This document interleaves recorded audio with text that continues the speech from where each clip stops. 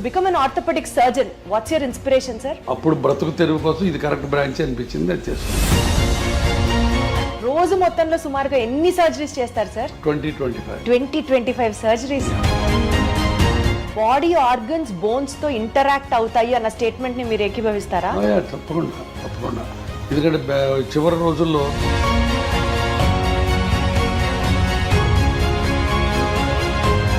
Lung diseases ఉంటే they are more prone to risk of fractures అన్న మాటకి relevance ఉందా సార్? లంగ్ డిసీజెస్కి, బోన్ ఫ్రాక్చర్స్కి field, especially in the terms of medical field, hospitals, costly hospitals, rich is everything, కంపాషనేట్గా అనిపిస్తుందా sir? లేకపోతే commercialise అయింది కల్చర్ అన్న ఫీలింగ్ మీకు ఎప్పుడైనా వచ్చిందా? ఇది కమర్షియల్ వరల్డే, but still you can. Your hospital is ranked among the top most robotic surgeries perform chese hospital. Robotic surgeries annavi, are they affordable to everybody is one point? Not at all. Robotics ప్రతి వాళ్ళు చేయించుకోవాలి రూలే లేదు. Robotics success rate robotic surgeries లో further. Sir మీరు surgery చేస్తారు, rehab exercises, physiotherapy గురించి మాట్లాడితే అది చాలా పెయిన్ఫుల్. ఇంత చేసినా కూడా ఇదివరకు లాగా నేను నడవలేకపోతున్నాను, 90-95% కూడా రికవరీ ఉండట్లేదు అని అనుకునే వాళ్ళకి ఏం చెప్తారు? ఎంతమంది మా ఓపీలో ఒకసారి కూర్చొని చూడు సార్, దేవుడు మీరు మమ్మల్ని మళ్ళీ నడిపించారు, పునర్జన్మ సార్ అంటారా? అమ్మ అసలు నడవలేక.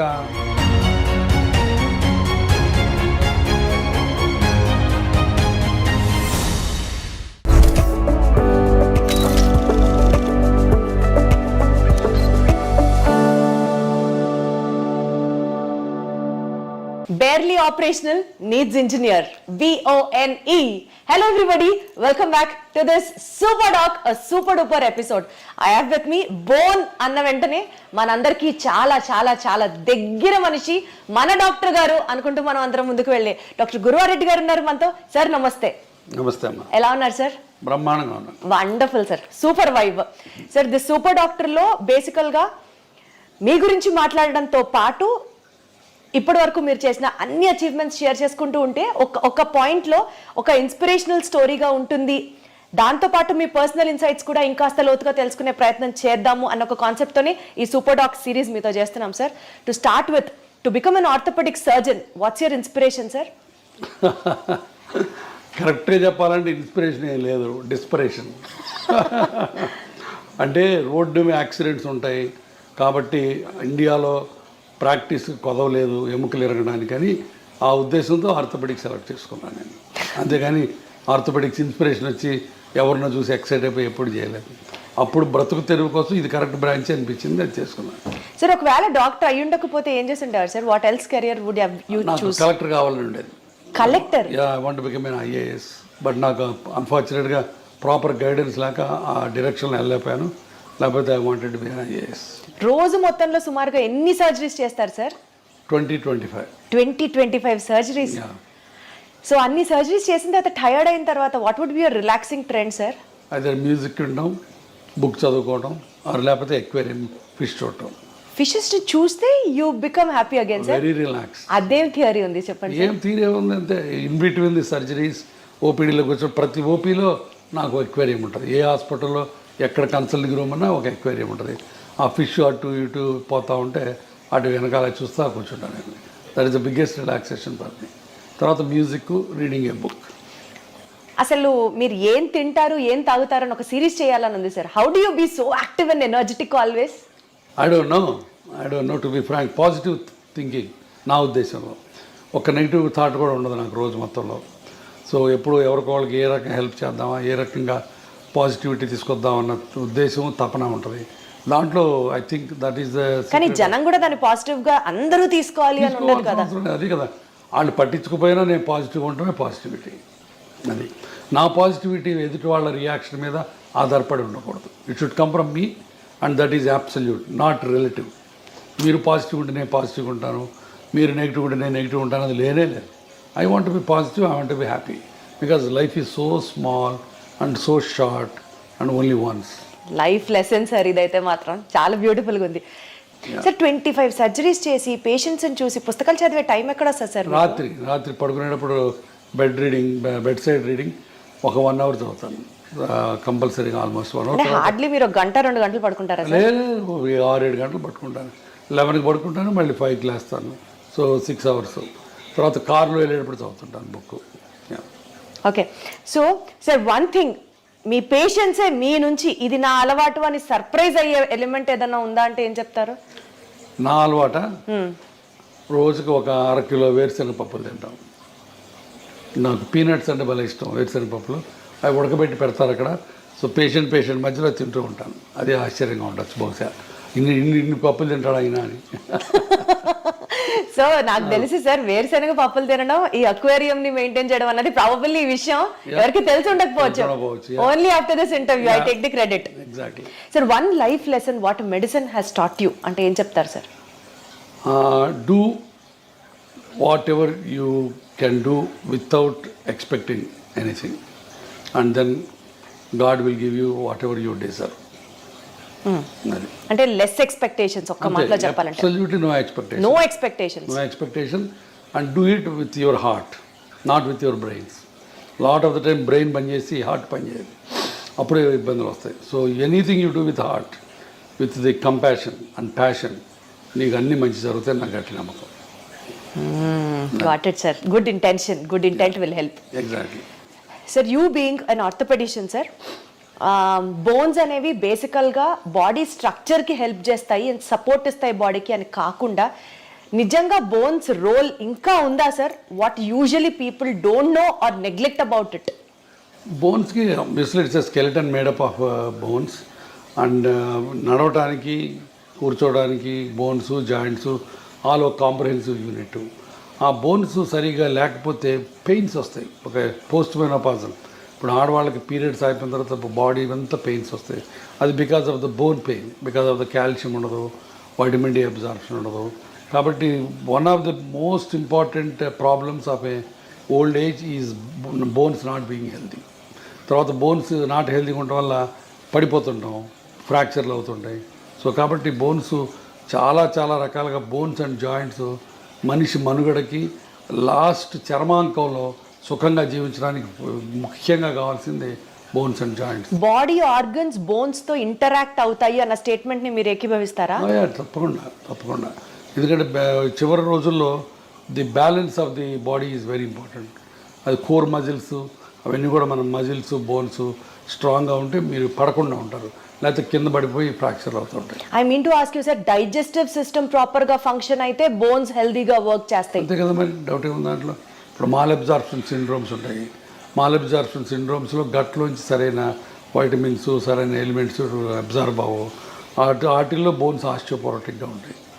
కాబట్టి డైజెస్టివ్ సిస్టమ్ బాగుంటే బోన్స్ బాగుంటాయి. కిడ్నీస్కి బోన్స్కి లింక్ ఏంటి సార్? కిడ్నీస్ బోన్స్ లింక్స్ అంటే బికాజ్ అగైన్ థైరాయిడ్, పారాథైరాయిడ్, తర్వాత కాల్షియము, పారాథెర్మోను, ఆ బ్యాలెన్స్లో ఒక్కోసారి కాల్షియం బోన్లో ఉండకుండా బ్లడ్లోకి వెళ్తుంది. సో ఒక్కొక్కసారి కిడ్నీ స్టోన్స్ అని ఫామ్ అవుతాయి. సో ఇదంతా మల్టిపుల్ హోమియోస్టాసిస్, అంటే కాల్షియం మెటబాలిజం సరిగ్గా లేకపోవటం వల్ల, తర్వాత పారాథెర్మోన్స్ ఎక్కువ ఉండటం వల్ల తక్కువ ఉండటం వల్ల ఆ టైప్లో బోన్స్ ఉండాల్సిన ఆస్టియోపోరోసిస్ ఎక్కువైపోయి బోన్స్ ప్రాబ్లమ్స్ వస్తాయి. సో కాల్షియం మెటబాలిజం డిస్టర్బెన్స్ ఉంది ఒక ప్రాబ్లం.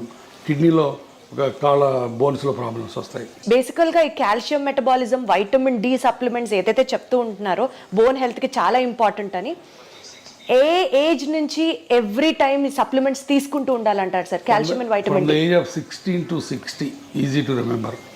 16 ఏళ్ళ నుంచి 60 ఏళ్ళ దాకా ప్రతి ఉమెన్ సప్లిమెంటల్ కాల్షియం తీసుకోవాలి. Vitamin D sir? Vitamin D depends on again, but of course vitamin D ఇప్పుడు ఇండియాలో 80% ఆఫ్ పీపుల్కి deficient, what ever the reasons. ఒక్కోసారి నాకు అనుమానం వస్తుంది, అసలు ఈ ఇండియాలో మెజర్ చేసే కరెక్ట్ ఎక్విప్మెంట్ ఉందా లేకపోతే ఫాల్టీ ఎక్విప్మెంట్ వచ్చిందా అని అనుమానం ఉంటుంది. ఎందుకంటే everybody will have a vitamin D deficiency.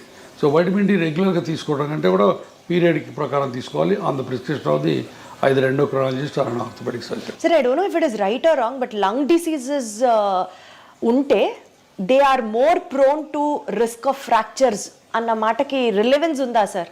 Lung డిసీజెస్కి బోన్ ఫ్రాక్చర్స్కి నాకు తెలిసి కనెక్షన్ ఏం కనపట్లేదు on the face of it. Direct connection అయితే ఏం లేదు లంగ్ డిసీజ్ వాటికి.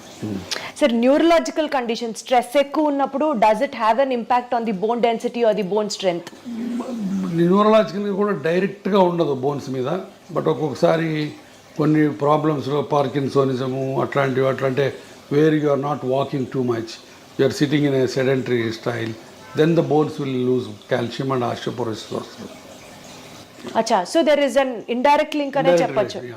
సో బాడీలో ఇన్ఫ్లమేషన్ ఉన్నప్పుడు సార్, ఇప్పుడు నాన్ ఇన్ఫ్లమేటరీ డైట్ తినండి అని అందరినీ ప్రమోట్ చేస్తున్నారు భయంకరంగా. Does really inflammation in the body effect the bone health? Not much. Inflammation అనేది ఒక మజిల్స్కి జాయింట్స్కి ఉన్న సంబంధించింది.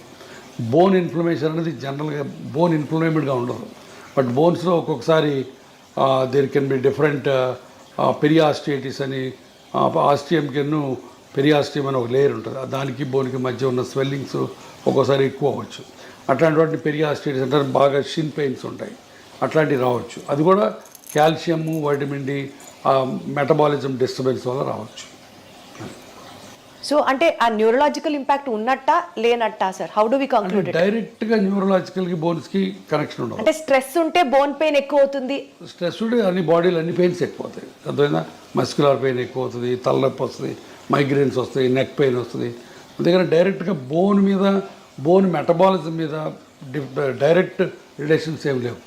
బట్ ఇండైరెక్ట్గా ఇప్పుడు న్యూరలాజికల్ ప్రాబ్లం వచ్చింది, స్ట్రోక్ వచ్చింది, patient is SIT confined to the bed, అప్పుడు బోన్స్లోంచి ఆస్టియోపోరోసిస్ స్టార్ట్ అవుతుంది. Got it sir. సార్ మీరు కొన్ని లక్షల మంది పేషెంట్స్ని చూసుంటారు over your experience. Basic points patients overlook అయిపోయేది లైఫ్ స్టైల్లో, డెస్పైట్ ఆఫ్ మీరు చాలా వీడియోస్ కూడా చేశారు, సిట్టింగ్ పోస్టర్ దగ్గర నుంచి you have to walk this way, you have to SIT this way అని చాలా చెప్తూనే ఉంటారు. Despite of all your me guidance కాకుండా కూడా పేషెంట్స్ వాళ్ళ లైఫ్ స్టైల్లో ఓవర్లుక్ చేసే పాయింట్స్ ఏంటి సార్? Main posture. మనం ఇందాక అనుకున్న పోస్చరు, మరి నేను చెప్పినట్టు ఇలా స్ట్రైట్గా కూర్చోరు, ఇప్పుడు అందరూ ఇలా వంగి కూర్చుంటారు, వంగి నడుస్తారు. సో పోస్చర్ ఒకటి మెయిన్, బాగా అందరూ నెగ్లెక్ట్ చేసేది posture. Number 2, lack of exercises. అసలు ఎక్సర్సైజులు, చిన్న ఎక్సర్సైజెస్ కూడా చేయకుండా సెడెంటరీ లైఫ్ స్టైల్లో కూర్చుంటారు. అది number 2. Number 3, abuse of the joints. ఇప్పుడు కింద కూర్చొని ఇండియన్ టాయిలెట్ లేకపోతే కింద బాచపట్టేసి కూర్చుంటే మోకాళ్ళ మీద లోడ్ పడుతుంది, అది మంచిది కాదు. సో అది తెలియదు చాలామందికి. అట్లానే నడుముకి ముందుకు ఇంకి కూర్చుంటే నడుము మీద పాడైపోద్ది, అట్లానే మెడ ముందుకు వెళ్తే మెడ పాడైపోద్ది. సో ఇవన్నీ కూడా తెలియక చాలామంది they keep on repeating the mistake in the daily activities. Sir 10,000 steps నడిస్తే you will be healthy all over అన్నది జనరల్గా చెప్పిన మాట. బట్ హై ఇంటెన్సిటీ ఎక్సర్సైజెస్ చేస్తే మోకాళ్ళు అరిగిపోతాయి, 10,000 అడుగులేస్తే మోకాళ్ళు అరిగిపోతాయి, ఎక్కువ వెయిట్స్ ఎత్తితే స్ట్రెంథనింగ్ ఎక్సర్సైజెస్ చేస్తే మోకాళ్ళు అరిగిపోతాయి. వీటిలో ఏది కరెక్ట్ సార్? చెయ్యాలని కొందరు, చేయకూడదని కొందరు, కరెక్ట్ చెప్పండి సార్. మోకాళ్ళు అరగడానికి మెయిన్ కారణం number 1 age, number 2 weight, number 3 high impact activities, 3. Number 4 accidents. సరే యాక్సిడెంట్ గురించి మనం మాట్లాడుకోవట్లేదు, ఆ ఏజ్ అది తప్పనిసరి. మనం ఏజ్ అవుతుంటే బోన్స్ జాయింట్స్ అరుగుతూ ఉంటాయి. Number 2 weight is thus directly proportional or directly damaging to the bone joint health. So అది మన చేతిలో ఉంది. సో కాబట్టి మీరు ఎంత బరువు తగ్గితే మోకాళ్ళకి అంత మంచి పని చేసినట్టు. Number 3 point is abuse of the joints. Abuse అంటే ఫర్ ఎగ్జాంపుల్ మీరు ఇండియన్ టాయిలెట్లో కూర్చున్నారనుకోండి, లేకపోతే నెలకు ఒకసారి తిరుపతి కొండ ఎక్కి దిగారనుకోండి, రోజుకి 200 సార్లు మెట్లు ఎక్కి దిగారనుకోండి, మీ మోకాళ్ళ మీద 4 రెట్లు బరువు పోతుంది. అది బయోమెకానికల్లీ ప్రూవెన్. సో దాంతో మీరు మోకాళ్ళని తొందరగా అరగొట్టుకుంటారు. చాలామంది మా తాతలు మెట్లు ఎక్కేవాళ్ళు, మా తాతలు కింద కూర్చునేవాళ్ళు, వాళ్ళకి లేని ప్రాబ్లం నాకెందుకు వస్తుంది అని చెప్పి నమ్మరు. బట్ తాతలు వేరు, మనం వేరు. వాళ్ళ దేహ దారుఢ్యం వేరు, వాళ్ళ బాడీ కాంపోజిషన్ వేరు, వాళ్ళ లైఫ్ స్టైల్ వేరు, వాళ్ళ ఫుడ్ డైటరీ హ్యాబిట్స్ వేరు, మనవి వేరు. మనం డెఫినెట్గా ఇండియన్ టాయిలెట్లో కూర్చున్న, మెట్లెక్కి దిగిన 4 రెట్ల బరువు మోకాళ్ళ నుంచి పోద్ది. That is a proven biomechanical thing. So కాబట్టి అది చేయకూడదు. సో అది చాలా చాలా జాగ్రత్తగా చాలా మెట్లు ఎక్కి దిగకుండా ఎవరికి అసలు ఇంపాసిబుల్ కాబట్టి వీలున్నంత వరకు, ఇంపాసిబుల్ అంటే వీలున్నంత వరకు. సో అది ఎక్కి దిగాలని రూల్ ఏం లేదు. చాలామందికి ఎక్కి దిగితే మంచిది, హెల్త్ మంచిది అంటారు. సో కొంతమంది అసలు లిఫ్ట్ ప్రిఫర్ చేయరు. My doctor advisor me to use only lifts, నేను I don't use the lifts అని చాలామంది అంటారు. That is a wrong concept. ఎందుకంటే ఇప్పుడు కార్డియాలజిస్ట్కి మాకు ఇప్పుడు తగదాలు. కార్డియాలజిస్ట్ ఏమో నడవమంటాడు, మెట్లు ఎక్కమంటాడు, లిఫ్ట్ ఎక్కద్దు అంటాడు. నేనేమో లిఫ్ట్ వాడద్దు, మెట్లు వాడద్దు, లిఫ్ట్ వాడమంటాను. కారణం ఏంటంటే మెట్లకి దిగితే గుండెకి మంచిది, లంగ్స్కి మంచిది, బట్ మోకాళ్ళకి బ్యాడ్ అయిపోద్ది. సో అన్ని బాడీలో అన్ని ఆర్గన్స్కి కాపాడి స్టిల్ ఎక్సర్సైజ్ ఇచ్చేది రెండు, బ్రిస్క్ వాకింగ్ అండ్ సైక్లింగ్ ఒకటి. ఈ రెండు మీకు బాగా ఉపయోగపడతాయి. సో అది చేసుకుంటే చాలు. ఇప్పుడు ప్రతిరోజు మెట్లెక్కి దిగాలని రూల్ లేనే లేదు. సార్ కొన్నిసార్లు మీ ఫ్యామిలీ గురించి, మీ పర్సనల్ స్పేస్ గురించి మీరు మాట్లాడినప్పుడు చాలా కంపాషనేట్గా మాట్లాడుతున్నట్లు అనిపిస్తుంది. ఈ field especially in the terms of medical field, hospitals, costly hospitals, rich is everything, కంపాషనేట్గా అనిపిస్తుందా సార్, లేకపోతే కమర్షియలైజ్ అయింది కల్చరు అన్న ఫీలింగ్ మీకు ఎప్పుడైనా వచ్చిందా? కంపాషన్ అనేది గుండెలోంచి రావాలి, కమర్షియల్ అనేది బ్రెయిన్లోంచి. ఇందాక మనం అనుకున్నట్టు ఇది కమర్షియల్ వరల్డే, but still you can be kind, you can be compassionate. That's what it is. ఇప్పుడు మా హాస్పిటల్ ఉంది, మేమే చారిటీ కాదు. We have to run the hospital, we have to earn for the stakeholders, but at the same time we don't need to flee the patient. Patient దోచుకోవాల్సిన పని లేదు, and వాడి రక్తం పీల్చాల్సిన పని లేదు. మేమే కాదు, 90% of the doctors don't do that. But ఆ దురదృష్టవశాత్తు thanks to media, thanks to the people, మేమందరం దొంగలవి, మేమందరం రాబందులవి, మేమందరం బందిపోట్ల కింద చిత్రీకరించబడుతున్నాం. The unfortunate thing they. కాబట్టి కంపాషన్ బేసిక్గా లేకపోతే you are not fit to be a doctor. So compassion తోటే అందరూ ప్రాక్టీస్ చేస్తాం, బట్ ఒక్కోసారి బయటికి కమర్షియల్ ఎలిమెంట్సే బయటకు వస్తాయి. Profit over a patients care, if you have to talk, మీరు ఎప్పుడు patient care this really made my day, నేను ప్రాఫిట్ చూడలేదు ఈ కేసులో అని మీకు ఆ హార్ట్ వెల్మింగ్గా అనిపించిన? చాలా సార్లు వస్తుంది అది. ఇప్పుడు నా దగ్గర పేషెంట్స్ వస్తారు, I'm working in a corporate hospital, ఇందాక మీతో అన్నట్టు చారిటీ హాస్పిటల్ కాదు, ఇక్కడ బిల్లులు లక్షలు అవుతాయి. బట్ ఒక్కొక్కసారి బిల్లులు కట్టలేనప్పుడు అవి ఏవి చేస్తాం, చేతనైన సహాయం చేస్తాం. ఇప్పుడు నేను ఒక ట్రస్ట్ పెట్టాను, ఆ ట్రస్ట్లో హెల్ప్ చేస్తాం. సో చాలా రకాల హెల్ప్ చేస్తాం. ఆ హెల్ప్ చేసిన ప్రతిసారి హ్యాపీనెస్ ఉంటుంది, దాంట్లో డౌటే లేదు. One incident if you have to tell sir, it really made your day అని అంటే ఏం చెప్తారు? చాలా ఉన్నాయి. లాస్ట్ వీక్ ఇట్ సెల్ఫ్ ఒక కలీగ్ ఆర్థోపెడిక్ సర్జను, బట్ చాలా రోజుల నుంచి ఆయన ప్రాక్టీస్ చేయట్లేదు, బెడ్ మీద కదలట్లేదు, ఆయన పడి ఫ్రాక్చర్ అయి వచ్చాడు.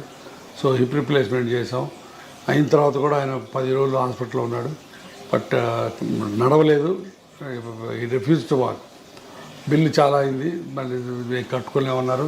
దాన్ని మరి 70% బిల్ తగ్గించి ఇంటికి పంపించాను. ఆ ఇంటికి పోయే ముందు ఆయన నాతో వీడియో కాల్లో ఆయన కళ్ళల్లో కృతజ్ఞత, ఆయన ఆవిడ కళ్ళల్లో కృతజ్ఞత నాకు evident, and that made my day. Wonderful sir, super super. Sir ఇప్పుడు సోషల్ మీడియా ట్రెండ్ అనుకోవచ్చు, maybe because of the awareness for the people అనుకోవచ్చు, ప్రతి ఒక్కళ్ళకి మెడికల్ నాలెడ్జ్ తెలుస్తోంది, and they started questioning the doctors as well. మీరు appreciate చేస్తారా యాక్ట్ని, or you get bored, or you know విసుగొస్తుందా? విసుగు రాదు, 70% దాకా టాలరేట్ చేస్తాను. బట్ ఒక్కోసారి వాళ్ళు గీత దాడతారు. ఏం జరిగింది సార్ అలాంటి సంఘటన ఒకటి చెప్పండి. ఫర్ ఎగ్జాంపుల్ నిన్న మోకాళ్ళ ఆపరేషన్కి ఒక ఆయన వచ్చాడు. ఆయన ఏదో ప్రొఫెసర్ ఎక్కడో, కొంత నాలెడ్జ్ ఉంది. సో క్వశ్చన్స్ అడుగుతున్నాడు. నేను చాలా ఓపిక్గా 20 నిమిషాలు ఆన్సర్లు ఇచ్చాను. మళ్ళీ 21 తర్వాత మళ్ళీ మొదలుపెట్టాడు. నాకు కొంచెం కోపం వచ్చింది. మిగతా పేషెంట్లు వెయిట్ చేస్తారు. నేను చెప్పాను, ప్రొఫెసర్ గారు మీరు ఇందాక అడిగిన వాటన్నిటి సమాధానాలు చెప్పాను, మళ్ళీ అదే క్వశ్చన్స్ అడుగుతున్నారు, సేమ్ సమాధానాలు చెప్తారు, కొత్త సమాధానాలు ఉండవు. మీరు అనుకున్నట్టు సమాధానం రావాలంటే రాదు, సమాధానం ఒకటే ఉంటుంది, మీరు అనుకున్నట్టు రాదు అని చెప్పాను. అంటే తిట్టినట్టు చెప్పలేదు, బట్ కొంచెం వాయిస్ పెంచి చెప్పాను. ఆయన అర్థం చేసుకున్నాడు. డాక్టర్ గారికి కోపం వచ్చినట్టుందని మెదకుండా వెళ్ళిపోయాడు. బట్ చాలా తక్కువ అలాంటి ఇన్సిడెంట్స్. సార్ బేసికల్గా మీరు అన్ని ఇయర్స్ మెడిసిన్ చేసి అంతమందితో యూనో చూసి పేషెంట్స్ని చూసి ఒక డెసిషన్ తీసుకుంటారు సార్, మెడికల్ డెసిషన్. అన్ఫార్చునేట్లీ అది మీడియా వల్ల కానీ పబ్లిక్ వల్ల కానీ మిస్అండర్స్టాండ్ అయిన సిచ్యువేషన్స్ ఉన్నాయా? ఉన్నాయండి. ఇప్పుడు నేను ఒకసారి అంతకుముందు కూడా చెప్పాను, ఒక పేషెంట్కి కాలు ఇరిగి వేరే హాస్పిటల్లో ట్రీట్మెంట్ చేసుకుంటే ఆ కాలు అంతా డెడ్ అయిపోయినట్టు అయిపోయింది, వుడెన్ ఇండ్యూరేటెడ్గా అయిపోయింది. దాన్ని మనం కంపార్ట్మెంట్ సిండ్రోమ్ అంటాం. అతను నా దగ్గరకు వచ్చాడు, కాలు తీసేయమంటున్నారు సార్ మిగతా వాళ్ళు, మీరేంటని. నేను కాలు తీయక్కర్లేదని చెప్పి 3 నెలల పాటు లిటరల్గా సాకాను ఆ కుర్రాడిని.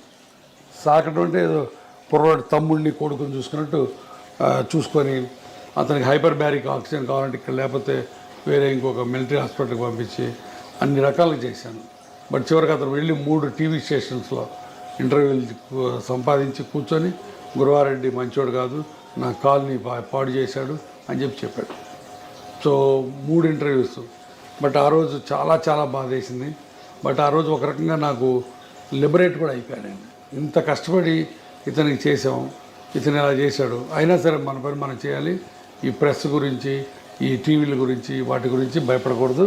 నీ ఆత్మకి నువ్వు గట్టిగా ఉన్నంతకాలం వీటి గురించి భయపడకూడదని ఒక రకమైన తెగింపు, ఒక రకమైన స్వాతంత్రం, ఒక రకమైన లిబర్టీ, ఒక రకమైన ఏమంటుంది దాన్ని కమ్ వాట్ మే అన్న యాటిట్యూడ్ వచ్చింది. సో అది ఒక రకంగా మంచిదైంది నాకు. అంటే సార్ ప్రతి డాక్టర్కి వెనకాల ఇలాంటిది ఒక స్టోరీ ఉంది అనుకుంటే, డాక్టర్ వెనకాల ఉంటాయి. ఒక రిచ్ డాక్టర్ అనుకోండి, సమాజం నుంచి ఒక అన్ఫేర్ క్రిటిసిజం ని ఆల్వేస్ ఇన్వైట్ చేసినట్లుగా ఉంటుందా? ఉంటుంది. సమాజం మమ్మల్ని భూతద్దంలో పెట్టి చూస్తుంది, ప్రతి అడుగుని క్రిటిసైజ్ చేస్తుంది. సో తప్పదు, part of life. Despite of మీరు ఇంత సోషల్ సర్వీస్ చేసినప్పటికీ కూడా సార్, గురువారెడ్డి గారి దగ్గరికి వెళ్తే ఆయన ఖచ్చితంగా ఆపరేషన్ అంటారు మోకాలు రీప్లేస్మెంట్కి, అదే బయటకు వెళ్తే డాక్టర్లు అనరు అన్న మాటకి ఏం చెప్తారు? దానికి చాలా చాలా సత్య దూరం అది. నేను రోజుకి 100 నుంచి 120 మంది పేషెంట్లు చూస్తాను. దాంట్లో 30-40 మంది కంటే ఆపరేషన్లు పడవు. తర్వాత నాది టెర్షియరీ ప్రాక్టీస్, అది మర్చిపోవద్దు. అంటే పేషెంట్లు మిగతా వాళ్ళందరి దగ్గరికి చూయించుకొని ఇక ఆపరేషన్ తప్పనిసరి అన్నప్పుడు నా దగ్గరికి వస్తారు. మొదటి రోజు రారు. సో నాది టెర్షియరీ ప్రాక్టీస్. హైదరాబాద్ అవటం అయితేవి, నేను ఉన్న డాక్టర్స్లో సీనియర్ మోస్ట్ ఇప్పుడు 25 ఏళ్ళ నుంచి ప్రాక్టీస్ చేస్తున్నాను కావటం అయితే ఏంది. సో ఇక్కడ ఉన్న ఓల్డ్ డాక్టరు, సీనియర్ డాక్టరు కాబట్టి చివరిలో సెకండ్ ఒపీనియన్, థర్డ్ ఒపీనియన్ కోసం నా దగ్గరికి వస్తారు. ఎప్పుడైతే టెర్షియరీ ప్రాక్టీస్ ఉంటుందో అప్పుడు ఆబ్వియస్గా ఆపరేషన్ రేట్ ఎక్కువ ఉంటుంది. సో అది అనవసరంగా ఎవరు ఆపరేషన్ చేయడం. గురువారెడ్డి దగ్గరికి వెళ్తే ఆపరేషను, మిగతా వాళ్ళ దగ్గరికి వెళ్తే ఇంజక్షను, అవన్నీ మాయా. ఇప్పుడు ఆ రకంగా ఇంకోటి కూడా చెప్పాను, నేను లాస్ట్ 1 year నుంచి యుద్ధం చేస్తున్నాను. ఇంజక్షన్లు పనికిరాని ఇంజక్షన్లు చేసి పేషెంట్లు మాయ చేసే డాక్టర్లు. ఈ ప్రస్తావన తీసుకొచ్చారు కాబట్టి ఇంకొక పర్సనల్ కామెంట్ కూడా ఉంది సార్. మీరు అగేన్స్ట్ పిఆర్పి ఫర్ ఆర్థరైటిస్ అని చెప్తున్నారు. Exactly against PRP for arthritis. కానీ గురువారెడ్డి గారి హాస్పిటల్లో పిఆర్పి ఇంజెక్షన్లు 7,000 నుంచి 8,000 రూపాయలు ఉండే ఇంజెక్షన్ 17,000 రూపాయలు ఆయన ఎందుకు ఛార్జ్ చేస్తున్నారు? పిఆర్పి ఇంజెక్షన్ కూడా నా హాస్పిటల్లో చేయలేదు ఫర్ ఆర్థరైటిస్. ఎవరైనా వచ్చి ప్రూవ్ చేయమని చెప్తాను. పిఆర్పి ఫర్ స్పోర్ట్స్ ఇంజురీస్కి ఎంతోపతిస్ అని చెప్పాను ఇందాక. టెండాన్ ఇంజురీస్కి, ఇక్కడ టెన్నిస్ ఎల్బోస్కి ఇస్తే ఇవ్వచ్చు. నేను ఇవ్వను. నా దగ్గర 36 మంది పనిచేస్తారు టీం. స్పోర్ట్స్ మెడిసిన్ వాళ్ళు ఇస్తే ఇవ్వచ్చు. బట్ ఆర్థరైటిస్కి, నీ జాయింట్లో మా దగ్గర పిఆర్పి అనేది ప్రసక్తే రాదు. ఎవరైనా వచ్చి ప్రూవ్ చేయమని చెప్పాలి. అర్థమైందా? 3 ఇప్పుడు స్టెమ్ సెల్స్ అని ఇచ్చి 2,80,000 తీసుకునేది మా దగ్గర జరగదు. నేను అగైనెస్ట్ ఏంటంటే PRP in arthritis. Orthopaedic surgeons చాలామంది పిఆర్పీలు టెన్నిస్ ఎల్బోస్కి, యాంకిల్ ఇంజురీస్కి, హీల్ పెయిన్స్కి ఇస్తారు. నాకు ఏ రకమైన అభ్యంతరం లేదు. నాకు దాని మీద నేను ఇవ్వను, నేను వాటిని అన్నాను. అది దాని మీద నాకేం లేదు. ఎందుకంటే పీపుల్ అన్ని చోట్ల ఇస్తారు, కొన్ని చోట్ల మంచి రిజల్ట్స్ ఉన్నాయి. దానికి నేను PRP for other conditions work అయినప్పుడు why not for the knee sir? ఆర్థరైటిస్కి లేదు role. That's what I'm saying. There is no evidence at all. Arthritis is a global phenomena. అంటే మొత్తం కార్టిలేజ్ అంతా పాడైపోయింది. ఈ కార్టిలేజ్ అంతా పాడైపోయినప్పుడు దాన్ని మనం ఉద్ధరించి నువ్వు కార్టిలేజ్ పుట్టించలేవు. అంటే అయిపోయిన కార్టిలేజ్ తిరిగి మళ్ళీ ఫామ్ అవ్వదా సార్? ఇంత మటుకు గ్లోబల్గా కార్టిలేజ్ రీజనరేట్ అన్నది లేదు. కార్టిలేజ్ సెల్స్ స్పోర్ట్స్ ఇంజురీస్లో చిన్న లేజన్స్ ఉంటే దాంట్లో కాండ్రోసైట్స్ అని, ఓట్స్ అని డిఫరెంట్ ప్రొసీజర్స్ ఉన్నాయి. అవన్నీ ఉపయోగపడతాయి అక్కడ వరకు. అక్కడ కూడా ఫైబ్రస్ టిష్యూ ఫామ్ అయ్యి కొంతవరకు కార్టిలేజ్ సెల్స్ వస్తాయి.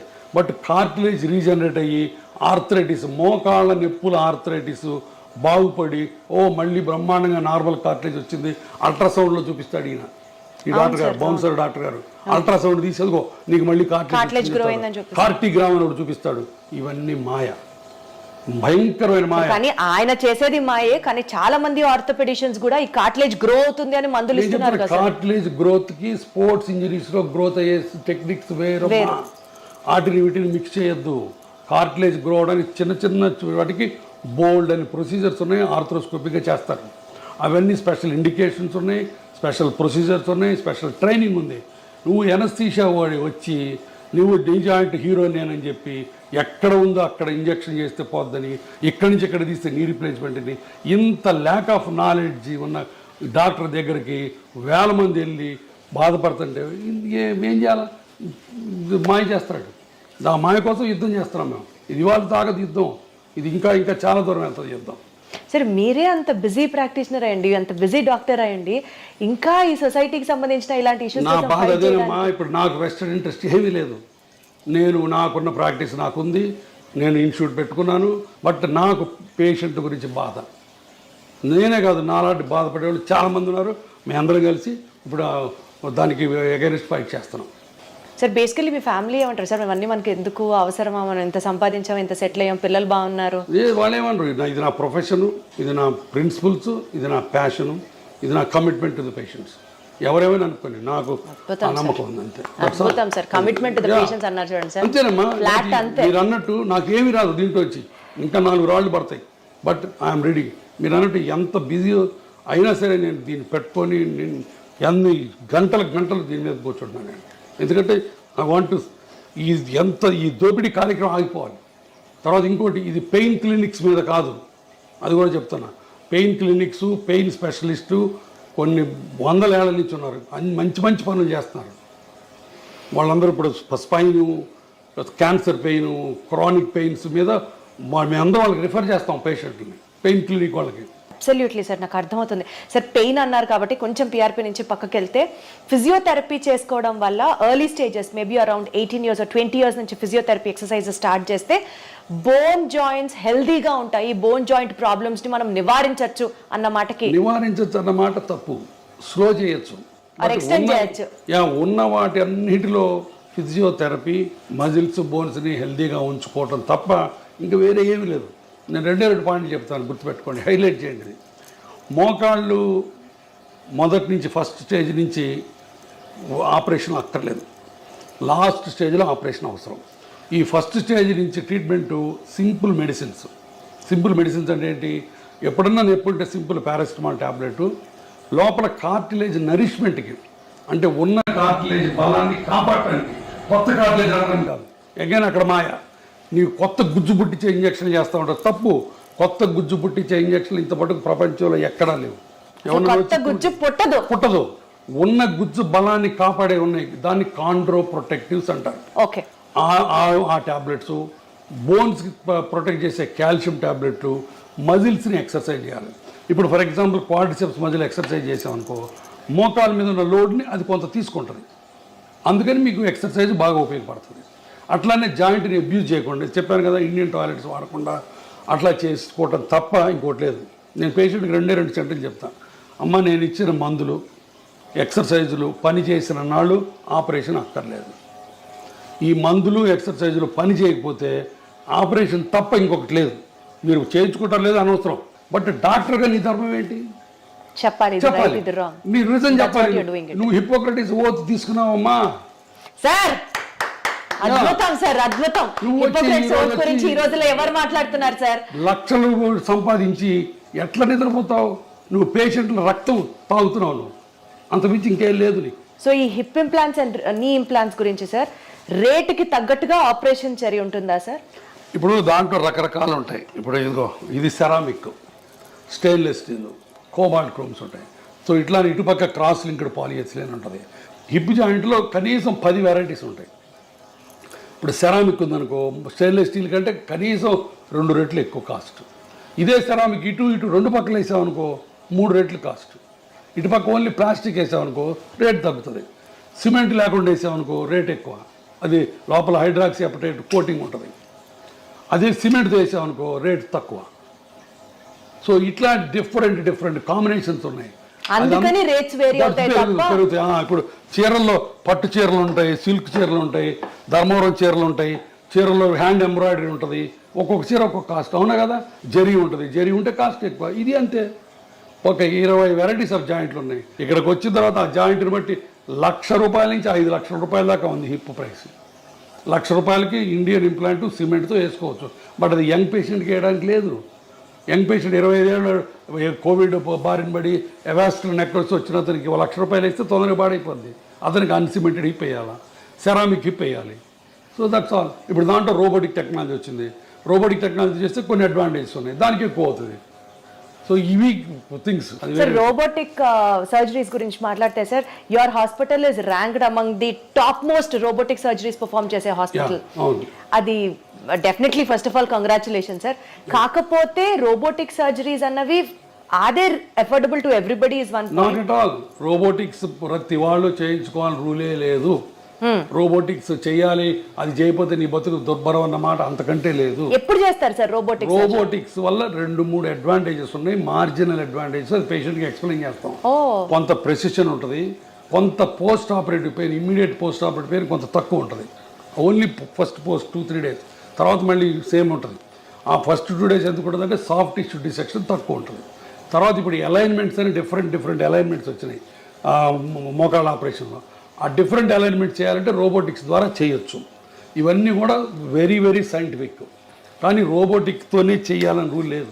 నేను 100 మందికి చేస్తే ఒక 50 మంది రోబోట్ చేయించుకుంటారు, 50 మంది రోబోట్ చేయించుకోరు. బట్ ప్రతి పేషెంట్కి ముందే చెప్తాం రోబోటిక్ వల్ల ఈ ఉపయోగాలు ఉన్నాయి, బట్ ఈ ఉపయోగాల గురించి మీరు డబ్బులు వేస్ట్ చేసుకోవాల్సిన పని లేదని కూడా చెప్తాం. కానీ సార్ ప్రెసిషన్ యాక్యురేట్ గా ఉంటుంది, చాలా మినిమల్ ఇన్వేషన్ ఉంటుంది. వీటి గురించి ఇట్లా మాట్లాడితే సక్సెస్ రేటు రోబోటిక్ సర్జరీస్ లో ఫర్దర్ గా ఏమీ లేదు, రెండిటికి ఒకటే. రోబోటిక్ సర్జరీ వల్ల సక్సెస్ రేట్ ఎక్కువ అవుతుందని ఎవ్వరు చెప్పకూడదు. చెబితే అది అబద్ధం. నేను చెప్పను, నేను ఇంతవరకు ఏ పేషెంట్కి చెప్పలా. రోబోటిక్ వల్ల కొంత అడ్వాంటేజెస్ ఉన్నాయని చెప్తాను తప్ప సక్సెస్ రేట్లో ఏ మాత్రం తేడా లేదు. రెండుకి ఒకటే సక్సెస్ రేట్. ఎట్లా జరుగుతున్నాయి సార్? అంటే పేషెంట్స్ యొక్క perception towards robotic surgery patients వల్ల మా పేషెంట్స్ కూడా ఏంటంటే ఇండియన్ పేషెంట్స్ కూడా ఇప్పుడు వెల్ ఇన్ఫార్మ్డ్. వాళ్ళందరూ వాళ్ళే వచ్చి అడుగుతారు. తర్వాత చాలామంది పేషెంట్లకి వాళ్ళ పిల్లలు అమెరికాలో ఉంటారు. అక్కడ అమెరికాలో ఇది standard of care robotic surgery అన్నది. వాళ్ళు అక్కడి నుంచి చెప్పి మీరు రోబోటిక్ చేయించుకోవడం చెప్తారు తల్లిదండ్రులకి. వాళ్ళు మమ్మల్ని వచ్చి అడుగుతారు. సో మేము ఆఫర్ చేస్తాం. That's all. అంటే పేషెంట్ సౌలభ్యం కోసం అది కూడా ఇనిషియల్ గా తప్పించి పేషెంట్ని మాయ చేసి పేషెంట్ని అబద్ధాలు చెప్పి రోబోటిక్స్ చేసే ప్రసక్తి లేదు. నెంబర్ 1. నెంబర్ 2, రోబోటిక్స్ చేసి నువ్వు అద్భుతంగా ఉంటావు, ఇంకో 20 ఏళ్ళు ఎక్స్ట్రా ఉంటావు అన్నది అంతకంటే లేదు. రోబోటిక్స్కి ఎక్స్ట్రా సక్సెస్ రేట్ అన్నది అంతకంటే లేదు. నేను క్లియర్గా చెప్తున్నాను 3 విషయాలు. ఏది ఇన్ని 10,000 రోబోటిక్ ఆపరేషన్లు చేసిన తర్వాత కూడా. బట్ రోబోటిక్స్ అనేది ఒక extra technology which will help you in getting a proper outcomes. అది పాయింట్ అక్కడ. అదైనా డిఫికల్ట్ ఆపరేషన్స్ ఉంటాయి. ఒకసారి బాగా అరిగిపోయి మొత్తం దొడ్డికాళ్ళు వస్తారు. స్టేజ్ 4 బాగా అడ్వాన్స్డ్. అట్లాంటి వాటిల్లో రోబోట్ మనకి ఎంతవరకు బోన్ కట్ చేయొచ్చు, ఎంతవరకు సాఫ్ట్ టిష్యూ డిసెక్ట్ చేయాలని కొన్ని మనకి ఇస్తుంది. అట్లాంటి హిప్ రిప్లేస్మెంట్స్లో డిస్ప్లాస్టిక్ హిప్స్ అని ఉంటాయి. అంటే చిన్నప్పటి నుంచి పాడైపోయిన హిప్స్. ఆ హిప్స్లో రోబోట్ ముందే మనకి ఎక్కడ మంచి బోన్ ఉంది, ఈ కప్పు ఎక్కడ పెట్టచ్చు అని ముందే మనకి గైడెన్స్ ఇస్తుంది. అట్లాంటి అడ్వాంటేజెస్ ఉన్నాయి. అంతేగాని రోబోటిక్తోనే చేయాలన్నది లేనే లేదు. మళ్ళీ చెప్తున్నాను. అబ్సల్యూట్లీ సార్, నాకు అర్థమైంది sir. To just divert our interview on a lighter note and conclude it sir, just I wanted to ask you, ఒక జాయింట్ హెల్త్ కి సంబంధించినటువంటి ఒక మీ కోరిక, జనాలు ఈ మిత్తుని నమ్మడం ఆపండ్రా బాబు అని అంటే ఏం చెప్తారు సార్? ఇందాక చెప్పింది మళ్ళీ చెప్తా. నేను అలిసిపోను, ఎన్ని గంటలైనా చెప్తాను. ఇదే నా పేషెంట్లకి నేను చెప్పే, చేతులు జోడించి చెప్పేది ఏంటంటే, మీకు మోకాళ్ళ నొప్పులు ఉంటే సింపుల్ మందులు ఎక్సర్సైజులతో గడపండి. భయంకరమైన నొప్పులు వచ్చి నడవలేని పరిస్థితి వస్తే భయపడకుండా ఆపరేషన్ చేయించుకోండి. మీరు భయపడ్డా, ఆర్థికంగా సౌలభ్యం లేకపోయినా ఒక రామాయణము మహాభారతం చదువుకోండి. సార్, ఒక్క సూపర్ ఫుడ్ తింటే బోన్స్ అద్భుతంగా ఉంటాయంటే ఏంటి సార్ అది? ఏం లేదు, నాకైనా అబద్ధం. సూపర్ ఫుడ్ ఏమి లేదు, సూపర్ డాక్టర్ లేదు. ఏం తినమంటారు సార్? ఏం తినమంటారు సార్ బోన్స్ హెల్తీగా ఉండాలంటే? Head calcium, healthy milk products చాలు, సింపుల్ మిల్క్ ప్రోడక్ట్స్ తింటే చాలు. And regular exercise and impact exercise అంటే వాకింగ్ అట్లాంటివి చేస్తే దుంపకూరలు తింటే జాయింట్ పెయిన్స్ ఎక్కువ అవుతాయి, ట్రూ ఆర్ ఫాల్స్? నాకు తెలియదు. నాకు తెలిసి నేను చదువుకున్న దాంట్లో ఫుడ్కి మోకాళ్ళ కార్టిలేజ్కి డైరెక్ట్ రిలేషన్ లేదు, ఇండైరెక్ట్గా ఉంది.